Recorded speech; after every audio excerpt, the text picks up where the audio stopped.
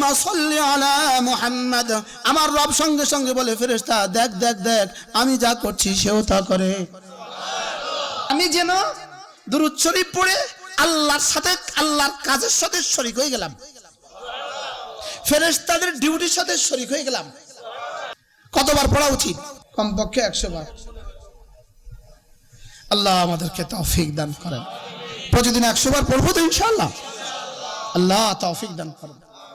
একজনের ছেলে হয় না, মেয়ে হয় না, কতজনের কাছে দোয়া চায়, হুজুর একটু দোয়া করে দেন। তুমি পড়ো দুরূদ শরীফ 100 বার। দুরূদ শরীফ বলে রহম করবেন বলেছেন, ওয়াদা। তো ছেলে হওয়া এটাও তো রহম।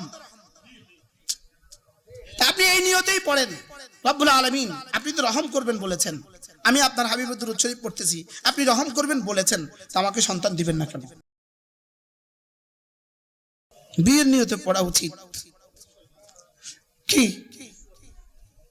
আল্লাহ আমাকে তৌফিক দান করেন। ব্যবসা বরকতের জন্য পড়া উচিত, চাকরি বাকরির জন্য পড়া উচিত।